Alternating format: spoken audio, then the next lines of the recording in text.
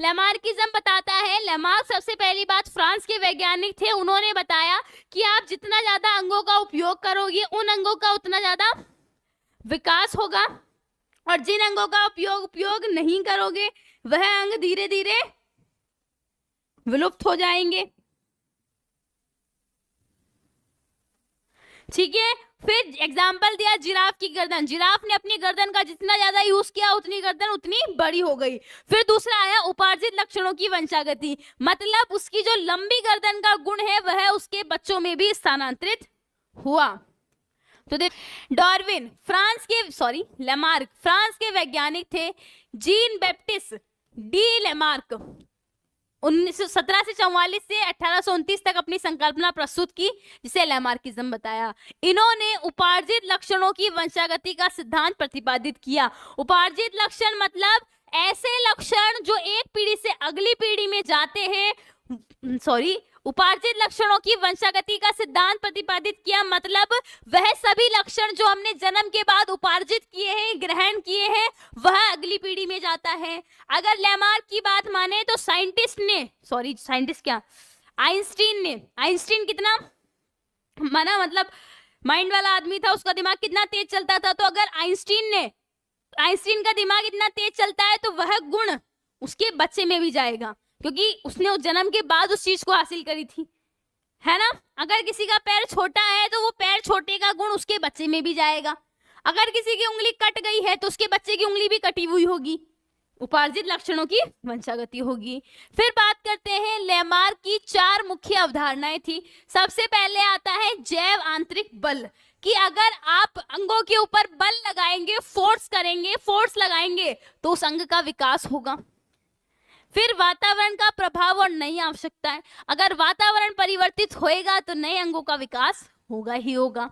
दूसरा, अंगों का उपयोग व अनुपयोग, जिस अंग का आप यूज करोगे उसका विकास होगा, जिसका नहीं करोगे उसका विकास नहीं होगा। और तीसरा है उपार्जित लक्षणों की वंशागति। आंतरिक जैव बल क्या बताता है? लेमार्क के अनुसार सभी जीवों के अंदर कुछ आंतरिक बल होता है, जैसे कि अगर मैं मेरे इस हाथ पे बल लगाऊंगी, फोर्स लगाऊंगी, तो ये मेरा हाथ बढ़ने लग जाएगा।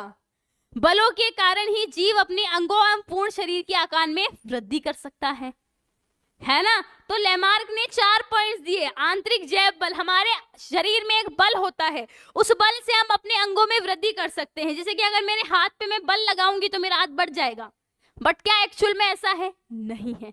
तो ये लेमार्किज्म गलत साबित। उनका प्रभाव, वातावरण सभी प्रकार के जीवों को प्रभावित करता है। परिवर्तित वातावरण ही जीवों को आवश्यकता उत्पन्न करने के लिए देता है। नई आवश्यकताओं के कारण नई संरचनाएं उत्पन्न होती है, जिससे स्वभाव और संरचना में परिवर्तन होता है। कि अगर वातावरण परिवर्तित होगा तो नए भोजन के लिए अपने आप को उस वातावरण के अनुसार ढालने के लिए नया जीव बनेगा। फिर आता है अंगों का उपयोग। अंग का लगातार उपयोग होता रहेगा तो वो अधिक विकसित व शक्तिशाली होगा, तथा अनुपयोग होगा तो वो धीरे धीरे अपहासित हो जाएगा। फिर आता है उपार्जित लक्षणों की वंशागति, मतलब वह लक्षण जो आपने जन्म के बाद उपार्जित किया है ना, वो एक पीढ़ी से अगली पीढ़ी में जाएगा। In today's fast-paced AI-driven world, जीव के जीवन काल में आंतरिक जैव बल, वातावरण का प्रत्यक्ष प्रभाव, नई आवश्यकता, अंगों का उपयोग व अनुपयोग द्वारा नए लक्षणों का विकास होता है। मतलब जो स्टार्टिंग के 3 पॉइंट थे, कौन सा? अंगों का उपयोग व अनुपयोग, आंतरिक बलों, आंतरिक जैव बल, और तीसरा है वातावरण का प्रभाव और नई आवश्यकताओं के अनुसार 3 नए क्या बनते हैं, मतलब इनके कारण नए अंग बनते हैं। तो इन तीनों पॉइंट के कारण जो नए अंग बनते हैं वो अगली पीढ़ी में स्थानांतरित होते हैं। क्या बोला? कि इन तीनों के कारण, आंतरिक बल लगने के कारण विकास हुआ, अंगों का उपयोग व नई उपयोग करने के कारण, इनके कारण क्या बने? नए लक्षण बने, नए लक्षणों का विकास हुआ, और ये लक्षण अगली पीढ़ी में जाते हैं।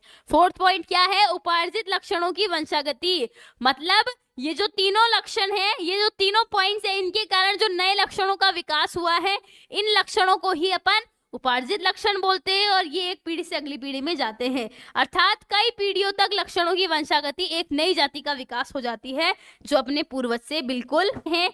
उदाहरण की बात करते हैं, जो ऐसे उदाहरण जो लेमार्क को सपोर्ट कर रहे थे। सबसे पहले अफ्रीका में पाए जाने वाला जंतु जिराफ, लिम्स ऑफ स्नेक जो सांप है उसके पैर, लेक और आई पिगमेंट ऑफ केव डॉल्फिन।